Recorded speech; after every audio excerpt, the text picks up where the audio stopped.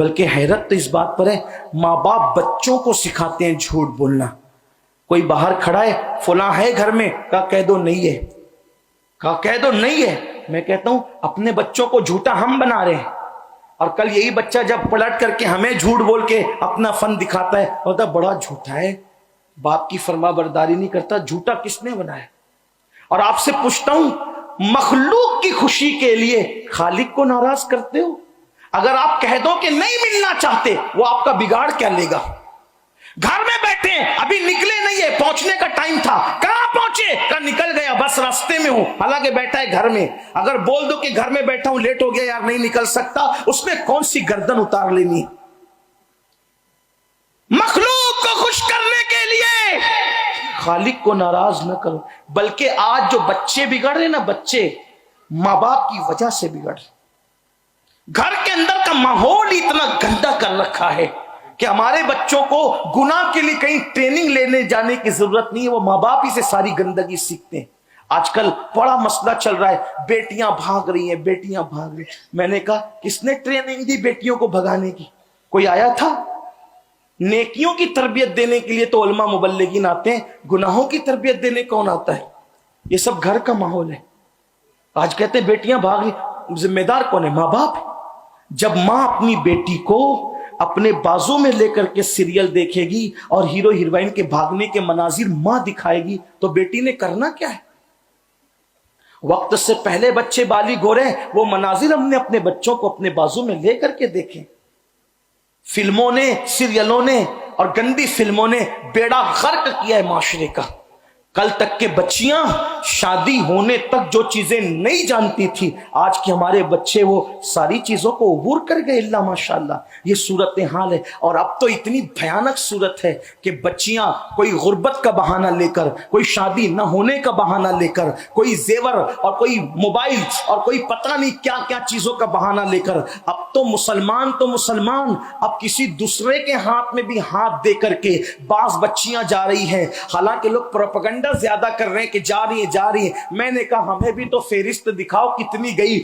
چند گئی، لیکن آپ نے رائی کو پربت بنایا، رائی کو پہاڑ بنایا. یاد رکھنا اب بھی پوری دنیا میں سب سے زیادہ باغیرت اگر کسی کی بیٹیاں ہیں تو مسلمانوں کی بیٹیاں ہیں، باحیا کسی کی بیٹیاں ہیں تو مسلمانوں کی بیٹیاں ہیں. لیکن بہرحال حادثات چند تو ہوئے ہیں کہ مسلمانوں کی بیٹیوں نے کسی اور کا بے غیرت کا ہاتھ پکڑا. میرے آقا علیہ السلام کے پیارے دیوانوں، یہ کیوں ہوا؟ گھر کے اندر فلم کا ماحول، گھر کے اندر جو وہ مغرب کا ماحول، گھر کے اندر عریانیت کا ماحول، گھر کے اندر بے پردگی کا ماحول. حیرت ہے آج ایک بھائی اپنی بہن کو بے پردہ لے کر کے چلا جاتا ہے باہر، ایک باپ اپنی بیٹی کو بے پردہ لے کے گھومتا ہے، ایک شوہر اپنی بیوی کو بے پردہ لے کے گھومتا ہے. باغوں کی سیر بے پردہ ہو رہی ہے، پہاڑوں کی سیر بے پردہ ہو رہی ہے. سن لو، اللہ اکبر، میرے آقا، ہم سب کے آقا، غیب دا نبی صلی اللہ علیہ وآلہ وسلم نے فرمایا، جنت کے دروازے پر یہ عبارت لکھی ہوئی ہے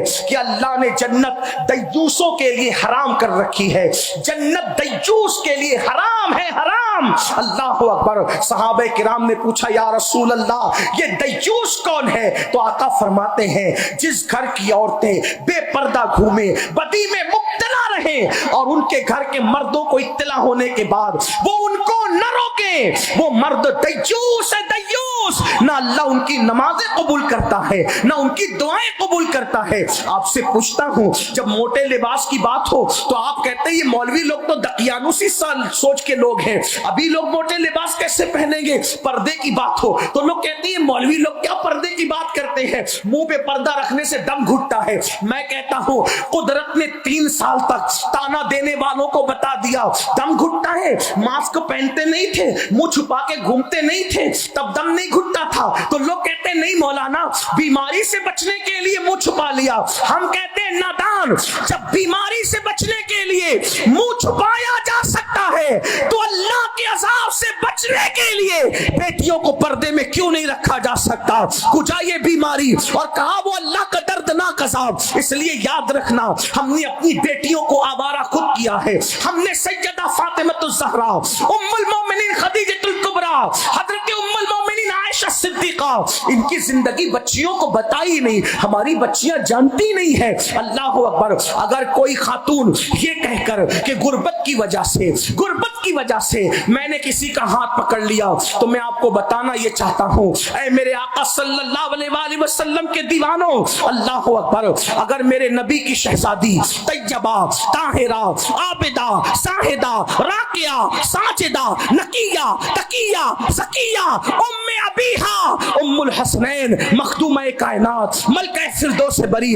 سیدہ فاطمہ الزہرا اگر چاہتی تو روزانہ نیا لباس پہن سکتی تھی، روزانہ جنت کا کھانا آ سکتا تھا۔ خدا نے ان کے بابا کو اتنا اختیار دیا تھا، وہ لوگ چاہتے تو روز جنت کا کھانا کھاتے، لیکن آپ جانتے ہیں ایک مہینے تک سیدہ فاطمہ کے گھر میں ایسے بھی حالات گزرے کہ مہینہ بھر تک سیدہ فاطمہ کے گھر کا چولہا نہیں جلتا تھا، اور اللہ جب چولہا جلتا بھی تھا تو آٹا خود ہی پیستی تھی، پانی خود ہی بھرتی تھی۔ مولا کائنات سیدنا علی مرتضیٰ کرم اللہ تعالی وجہہ الکریم فرماتے ہیں، چکی چلانے کی وجہ سے فاطمہ الزہرا کے ہاتھوں میں گٹے پڑ گئے تھے، اور پانی کا مشکیزہ اٹھانے کی وجہ سے سیدہ فاطمہ الزہرا کی پشت پر مشکیزے کا نشان پڑ گیا تھا۔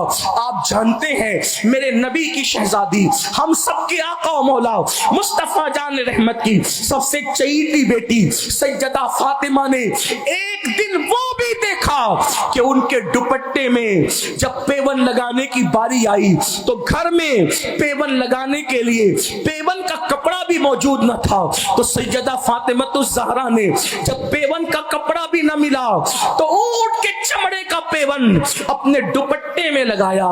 اللہ اکبر، آج جو لوگ دنیا میں بھیک مانگتے ہیں ان کی بیٹیوں کے دوپٹوں میں بھی چمڑے کا پیون نہیں ہے، لیکن مالک جنت، مالک کوثر، مالک کونین کی شہزادی، ان کے دوپٹے میں ایک پیون اونٹ کے چمڑے کا ہے۔ آخر پوچھنا چاہتا ہوں، یہ فقر و فاقہ کی زندگی کیوں تھی؟ اس کی وجہ سیدہ فاطمہ اور نبی کے گھر والوں نے اس شان کی زندگی کو گزار کر ہماری غربت پر اپنی سنت کا پردہ ڈال دیا ہے کہ اگر کسی کے گھر میں مہینے بھر چولہا نہیں جلے گا تو کوئی یہ نہیں کہے گا کہ اس کے گھر میں چولہا نہیں جلتا یہ نکما ہے، بلکہ جس کے گھر میں چولہا نہیں جلے گا وہ فخر سے کہہ سکے کہ آج میں نے اپنے نبی کی سنت پر اور آل نبی کی سنت پر عمل کیا ہے۔ اگر کسی کی بیٹی کے دوپٹے میں پیون ہوگا تو لوگ اس کی غربت کا مذاق نہ اڑا سکیں گے، بلکہ اس غربت پر اللہ اکبر نبی اور آل نبی نے اپنی سنت کا پردہ ڈال دیا ہے۔ اگر پیون میں کسی کی بیٹی جائے گی تو لوگ یہ نہ کہیں گے کہ اس کی بیٹی کے پاس کپڑے نہیں ہیں، بلکہ لوگ یہ کہیں گے دیکھو اس صدی میں بھی کوئی سیدہ کی سنت پر عمل کرنے والا موجود ہے۔ اللہ اکبر، جانتے ہیں کیا ہوا؟ جب سیدہ فاطمہ الزہرا کے دوپٹے پر چمڑے کا پیون لگا تو میرے آقا آئے اور آ کر اپنی بیٹی کے دوپٹے پر جب چمڑے کا پیون دیکھا تو اللہ کے رسول سید الصابرین سید الشاکرین مصطفیٰ جان رحمت نے بیٹی کے سر پہ جب چمڑے کا پیون والا دوپٹہ دیکھا تو آنکھوں میں آنسو آ گئے، آقا رو پڑے۔ اللہ ماں میرے آقا روئے تو مولائے کائنات بھی رو پڑے، سیدہ فاطمہ بھی رو پڑی۔ اس وقت میرے آقا نے اپنی بیٹی کو یہ کہہ کے تسلی دی، اے فاطمہ رو نہ، رونے کی ضرورت نہیں میری بیٹی، کیا تم اس بات پہ خوش نہیں ہو کہ دنیا والوں کے لیے دنیا کی نعمتیں ہیں اور محمد اور آل محمد کے لیے آخرت کی نعمتیں ہیں؟ میں پوچھنا چاہتا ہوں، اگر بیٹیوں کو یہ واقعات یاد کرائے جاتے کہ نبی کی شہزادی کے گھر میں ایک مہینے تک چولہا نہیں جلا اور رسول اللہ کے گھر میں ایک مہینے تک چولہا نہیں جلا، تو قناعت پسندی کا جذبہ ہماری بچیوں کے دل میں بھی پیدا ہوتا۔